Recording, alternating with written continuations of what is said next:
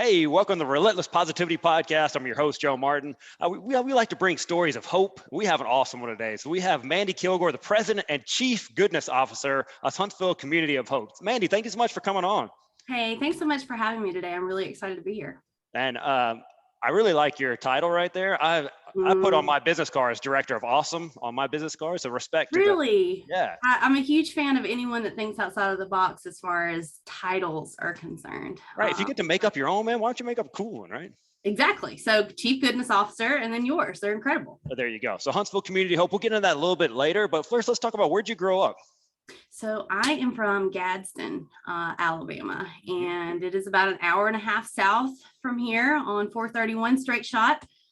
So it doesn't take very long to get there, but I grew up in Gadsden, in the South Side area. It's a much, much smaller town. Gadsden. What kind of kid were you growing up? What were you into growing up?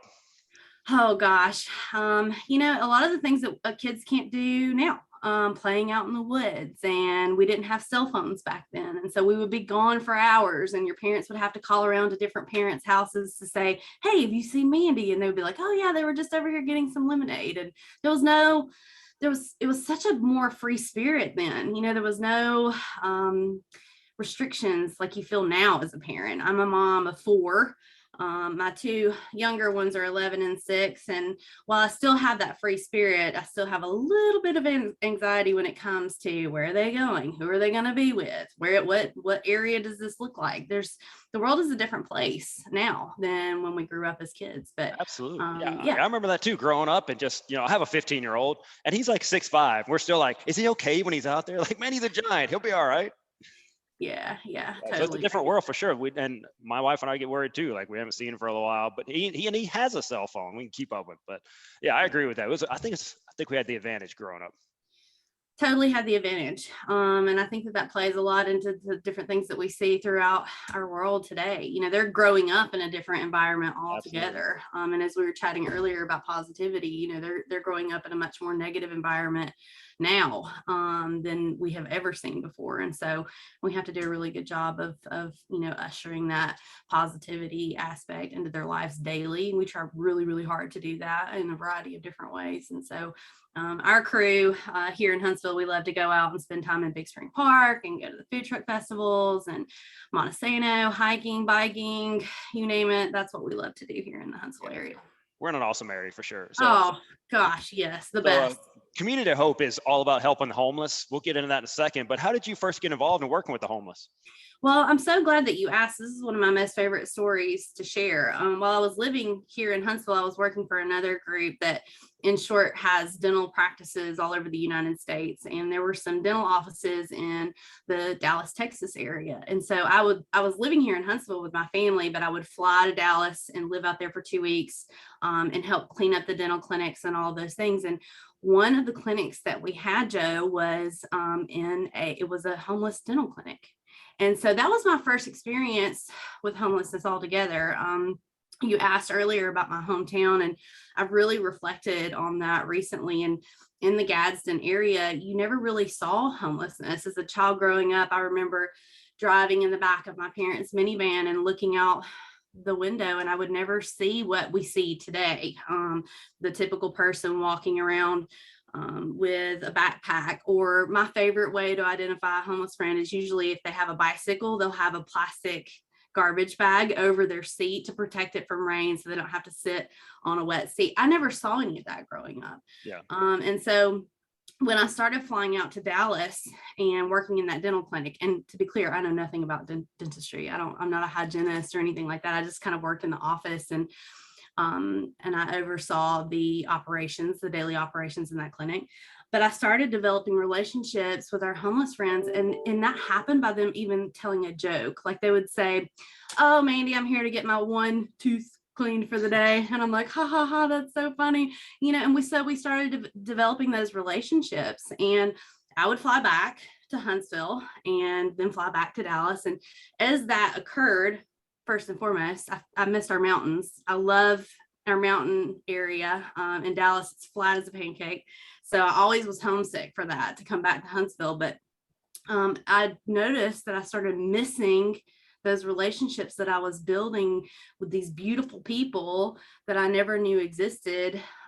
It's growing up, even my college years, I didn't notice homeless people. And so I started looking for the camps here in Huntsville and came over the top of 565, like most of us do today. And we'll see what we like to call tent city. And so that is something that, was on my heart, is how do I continue those relationships here when I'm home? And that stint with Dallas eventually faded out.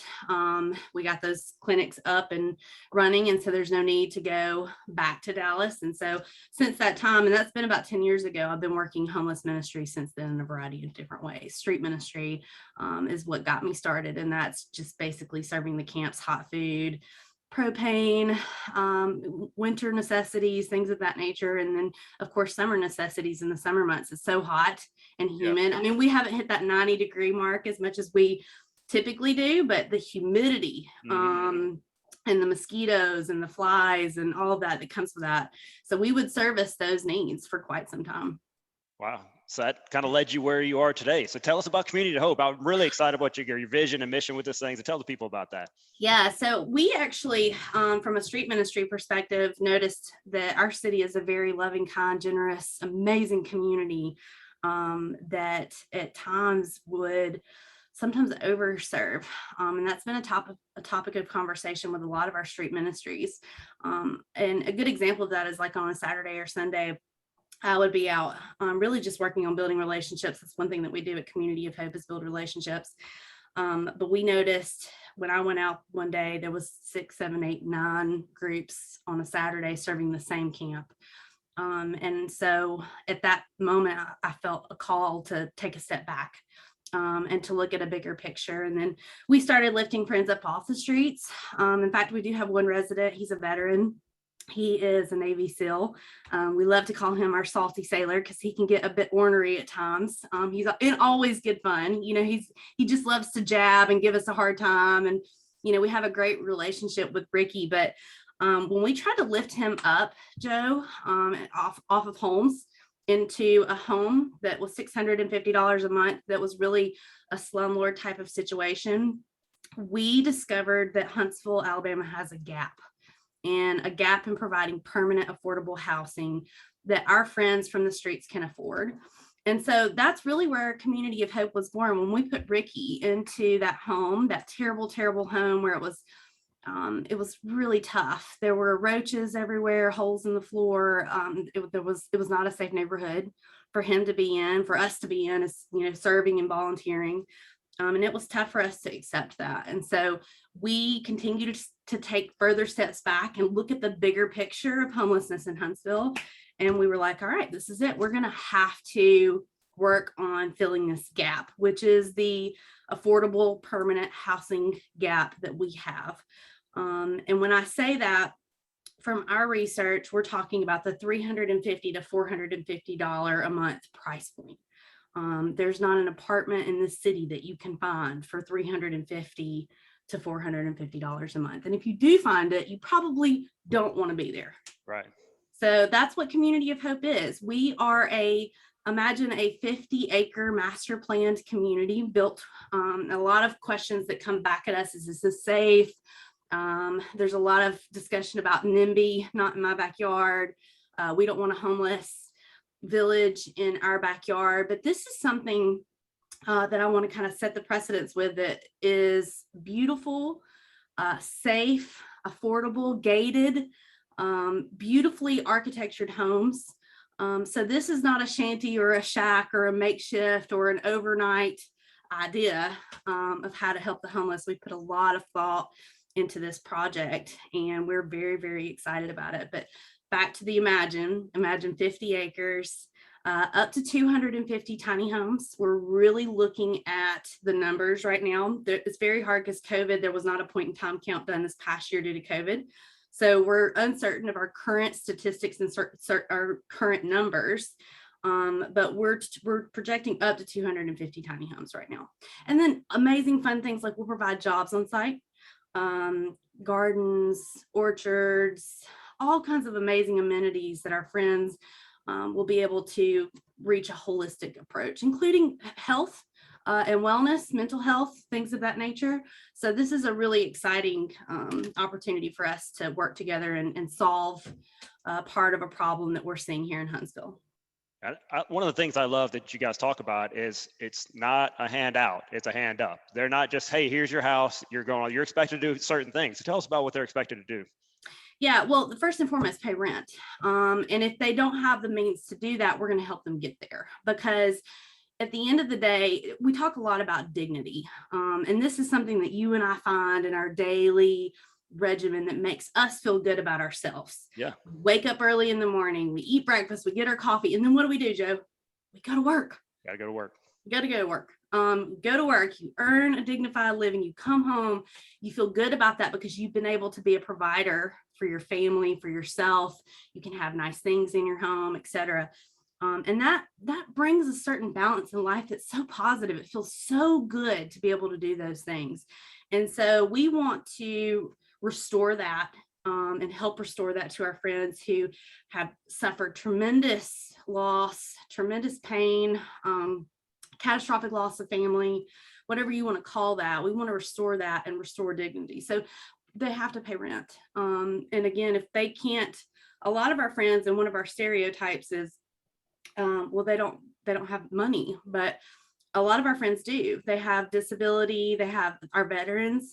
Ricky, who I talked about, we do not provide any income for Ricky for his rent. We just provided the vessel for him to pay rent. Mm-hmm. And so Ricky lives in a place now where he pays his own rent. We just helped get that house so that he could pay rent, if that makes sense. Sure. Yeah. So that's our big thing. And if they don't have Social Security disability VA check, then we will work with them through our Restoration Works programs, which is jobs on site, so that they can work and earn a dignified living to pay rent.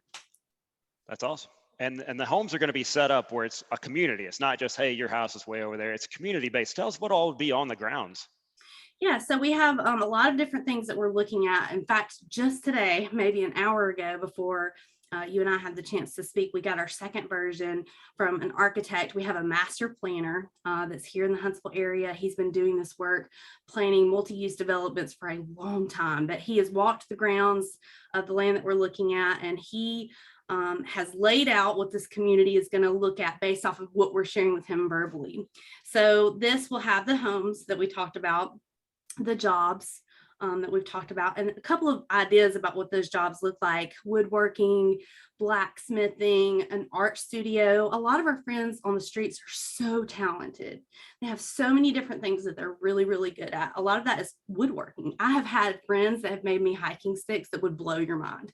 And they sit there and they carve and they whittle and they do all these amazing things, but yet they have nothing to do with those products. So we want to provide an avenue where they can sell their products to you. For example, Joe, if you wanted to come out to Community of Hope, you could shop in our general store and say, oh my gosh, I love this hiking stick, I have to have it. When you purchase that hiking stick would go towards Joe,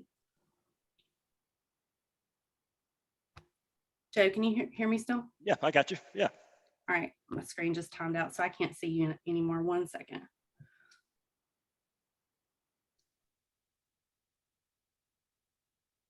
Where did it go? Can you still see me? Yeah, I can hear you. I can hear you, see you. You're good. All right, how about I just continue? Is that okay? Yeah, you're good. You were on a roll, by the way. Keep it going. Oh, no. So if they buy my composure. They buy that walking stick, and it will go to the person that created that walking stick. Is that how it works? Yes. And so all those proceeds from that hiking stick will go right back to the person that made it. So those will be some of the jobs that we have on site. And then we're going to have a lot of community-based things that you will find. So community kitchens, community bathhouses. Those will be front porch living. I want to bring that up. We want to design a community where our friends are very comfortable with walking out of the front door and engaging in community again. We don't want to build a village where they feel like they can go and isolate in a certain place. We want to re-engage them back into community so that they can become comfortable with that element once again. And so that is kind of the overview. Now, as far as enticing things for the city of Huntsville and Madison County, we want to have a place where the community feels very comfortable in coming in and volunteering. This is a very family safe place, so you can bring your children.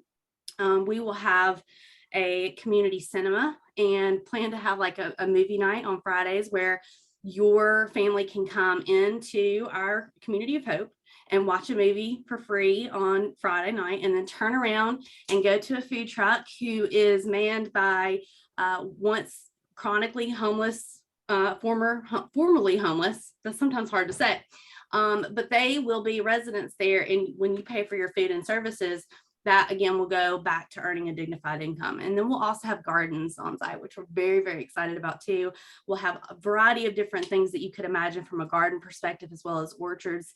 And again, Joe, like you coming out on a Saturday, as we typically do as Huntsvillians, and go to different farmers markets. We would love for you to come out to the farmers market at Community of Hope and purchase items there. And again, going towards someone else's earning a dignified income.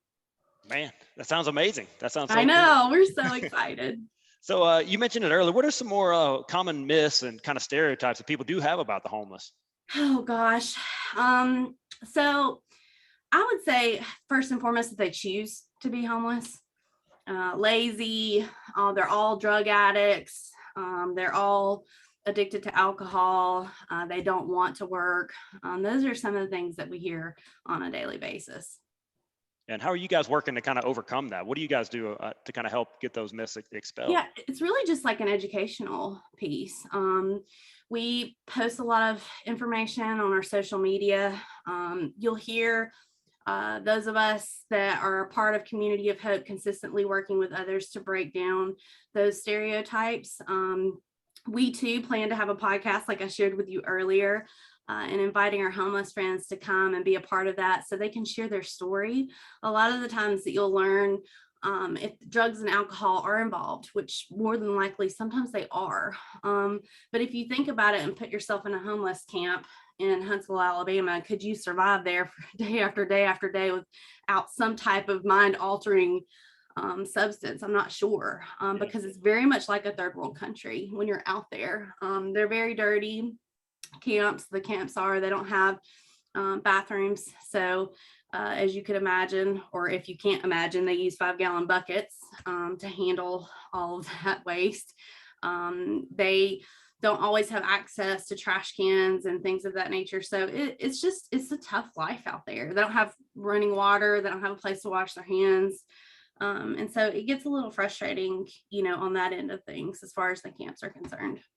Yeah, like things we take for granted, like air conditioning right now. It's pretty awesome. Wouldn't that be pretty awesome to have air conditioning? I mean, I've learned some things along the way, and every time my air conditioning clicks on, you can hear that noise. And sometimes people pay attention to it and sometimes they don't. But from serving the streets and being out there with them, especially on these hot, humid summer days, like I was talking about earlier, it's so dang hot. And then it rains and rains and rains, and it stops raining, and then the heat level goes up, and you just feel like you're in a sauna all day long. But every time I'm at home and my air conditioner clicks on, I hear it and I pray. I pray for our homeless friends that are on the streets that don't have that luxury right now. And to be honest, every time I turn my water on, I think about the same thing. And there's a couple of other ticks throughout the day for me. That a shower, oh my gosh, every time I'm in the shower, I think our friends don't have access to showers on a daily basis. There's been friends that I've had conversations with that have been 6, 8, 12 months, scary to say, but no shower right here in Huntsville. And most of these friends, and I live in the downtown area close to Parkway Place Mall, but the camps are like 6 minutes from the house. So that's another thing, that I constantly deal with. A lot of people that I have meetings with, they don't get to see our homeless friends or homeless population all that often. And while that is somewhat of a scary thing, it's also a good thing. It shows that our homeless population is in check and we're not as bad as in Austin, Texas, or San Francisco, California. But it also, we need to create that awareness that it is a growing problem. And as our beautiful, gorgeous city continues to grow in population, projected to be the #1 city in the state of Alabama, our homeless population will also grow. Sure. So Yeah, we you have a lot mentioned to work yeah, on. you mentioned Austin, Texas, and you guys have kind of modeled what you're doing after what they're doing. So it is a successful model. It has worked. So you tell people a little about what they're doing, how you guys are going to be like that. Yeah. So, I mean, back to the Ricky story that I was sharing earlier, when we got so frustrated with putting him in that house, we were not happy with it. We were not okay with it, but we had no other options. I was experienced a series of frustrations with our homeless friends and finding permanent housing. And one day, Joe, I was scrolling through my social media and this video pops up, and it's Community First Village out in Austin, Texas. They're our dear friends. We stay in frequent contact with those guys, but when I saw that, I had an epiphany moment of, oh my gosh, this is it. How can we do this? How can we recreate this? And so our entire team went out to Austin in 2018. And we attended a symposium. They open their books and they teach us everything that we need to know about replicating their model. And that's what we're doing. So that's exciting because, one, we're not cutting our teeth on this. Two, we have a proven successful model that works so well that we can replicate right here. And three, it's community based. So one thing that we haven't talked about that I wanted to share is we'll have missionals on site. And what that means is, envision a missionary that goes to another place, another country, to provide support in whatever manner that happens to be.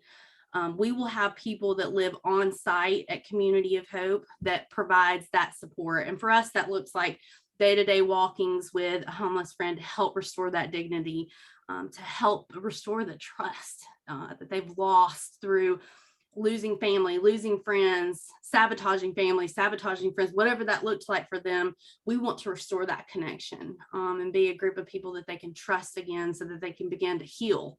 And so we will have those missionals that live on site. And one thing that I want to share is that they also will pay rent. So we invite people to come alongside us and hang out, live in Community of Hope for at least a minimum of a year. While you're there, you do pay rent, but you get a gorgeous opportunity to serve the underserved and to really make a difference in homelessness. Wow, that's cool. So people are all excited. How can they get involved? How can people get involved? Well, first and foremost, I would love to point you to either our social media platform, Huntsville Community of Hope, or our website, which is www.hsvcommunityofhope.org. Or you can just Google search Huntsville Community of Hope. But we have a volunteer form right there that's ready to roll. We have a phone number that you can call us if you would prefer to call us, or an email address that you can reach out to us. It's got videos that we've shared of some previous things and all types of media. It gives a little bit more about the history. We've been doing this. It was formed as a 501c in 2019. So we've been doing this for quite some time. And our next big steps for us is purchasing that land. And so that is our current period that we're in right now is strictly fundraising, and networking and marketing are the main areas that we're working on right now. And then once we have that land, oh my gosh, Joe, the gates are going to open wide up. We'll start that gardening program right out of the gates. We're working on some really strong connections with other places that can provide jobs on site. One thing that I love about our group is that we do not come across as the expert in every field. So some things that I mentioned, like mental health, we are not experts in mental health, but we have some mental health experts here in town. And so we're inviting those mental health experts to come and be a part of Community of Hope and do what they do best within Community of Hope. And the same thing is true for the different jobs that we had mentioned, the health piece. We're inviting people to come out and help serve in that capacity. The animal husbandry piece, inviting people to come out and serve in that capacity. So it'll be a lot of fun. And it's truly a community based approach with you all there. We need you. We need you out there to be a part of this, because this is the game changer for homelessness in Huntsville. It's been such a talked about quote unquote issue for our community, and Community of Hope we have a way to solve it in our own way. So we're very excited about that. I think people see where they can just pool their resources and see what you guys are doing and come alongside. I think we can make it happen here in Huntsville. Like you said, there's so many people out there that want to help. If we could just all go in the same direction with this thing, magic can happen, right? Totally. There's so many groups that are serving the streets, and that is, I want to be clear, that's such a need, and they're fulfilling such a need. And I'm so thankful for that. I'm so thankful that those basic needs are met on a daily basis. Us at Community of Hope realized that they were being met. And so that's where we could take a step back and work on Community of Hope. But we still have so many others that are interested in homelessness altogether. So all of the corporations in the town, our political entities, all of that stuff, if we could all come together like we talked about and serve together, Community of Hope could become a reality much, much faster. Our land purchase is it's $1 million, to be honest. It's a little bit less than $1 million. Okay. And when I tell my friends out in Austin that, who have spent millions and millions of dollars on property, they're like, oh my gosh, it's just $1 million. And I'm like, yes, it's only $1 million. So I think that we can do it. We're very rich in amenities here in Huntsville. So I definitely think that we can do it. That's exciting. I want people to get to know more about yourself, since you're kind of the face of this thing. So I want people to know more about you. So what makes you mad? Oh gosh, Joe, really? To be honest, the political environment really, really can get me going. It's such a volatile area right now, and I won't get in the midst of it. But one thing that I will share that hurts my heart daily is to see the commentary, regardless of what side that you're on, if you're pro or against, whatever the topic is, how mean people are being to each other. And, that gets under my skin. I can't look at it for too long because I'll get a little upset too, and I'll have to step away. So the political environment right now is my number one, but my number two is stereotypes. And it's not that I get mad about it, but it's really just that it's a challenge to me, if that makes sense. Like, I want to kind of break down that imagery and mold it and turn it into something that makes more sense. It's more palatable, that people can actually, their heartstrings are pulled in these stories, and it makes more sense. It's not just about, Ricky the alcoholic. It's Ricky lost his second wife and threw everything that he had at it financially to see her through her treatment, but it still ended up in him losing her. And so through that, he became homeless. So that's what we want to do as far as stereotypes are concerned. Yeah, it's easy to judge when you don't know someone's story. So just don't read the comments though. That's my advice to you. Don't read the comments. That'll make your life a whole lot better. So it will. So what's your guilty pleasure? So my husband Chaz and I, we love to cook. Absolutely love to cook. We love to host. And my favorite store, it's not here, but it's in Albertville. It's the Tienda Latina.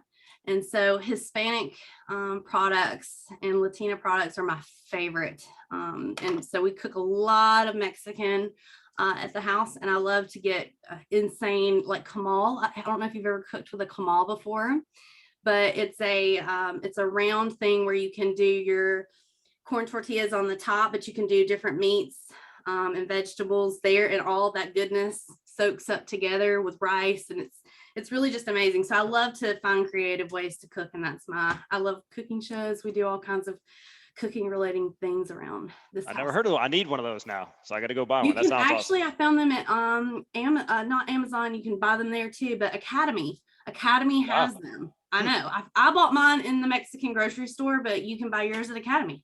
Cool. Is that all that Dallas influence on you? Did you get hooked down there? Yes. And then there's that authentic aspect too, like in Dallas and Austin, there's more of an authentic taste. And so my favorite, and I just did it the other day, but El Cazador on Governors, the bus. It's just my favorite. It's just those street tacos with nothing more than your meat and then onions and cilantro. Those are my favorite. Nice. So what's something you failed at? This could be professionally, personally, and then what did you learn from it? Yeah, to be honest, I fail daily. I fail daily. And I think coming to the realization that that's okay. I think a lot of us strive for perfection daily, and that's such a hard standard. I don't know why we do that to ourselves. But I think as a believer, to know that we're forgiven, and we have that beautiful moment where you can open up your eyes the next day and start over and give it a go.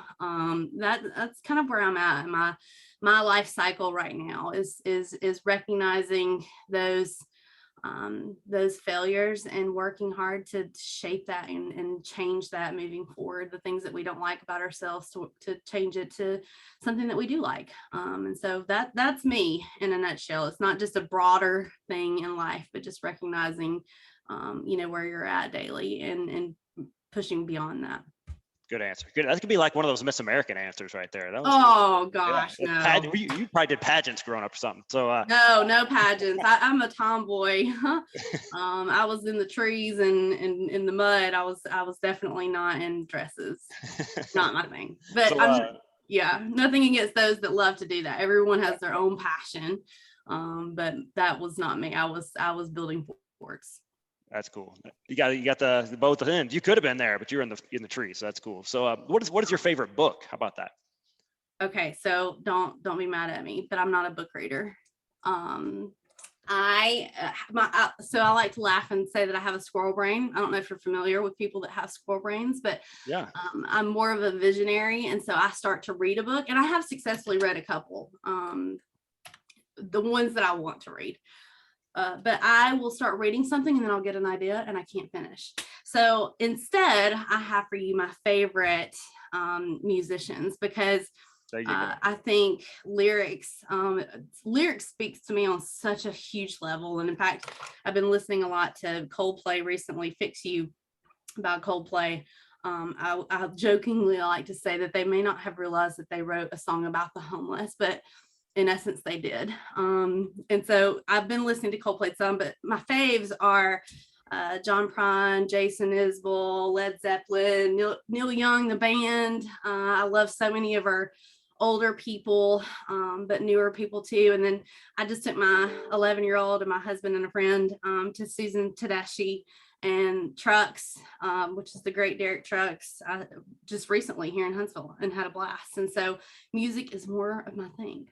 There you go. We all got our thing, right? So that's a good answer right there too. So this next one I have to read it to make sure I get it right, because this is probably the most important thing I've asked you all day. So so would you rather talk like Yoda or breathe like Darth Vader for the rest of your life? And please defend your answer when you're ready.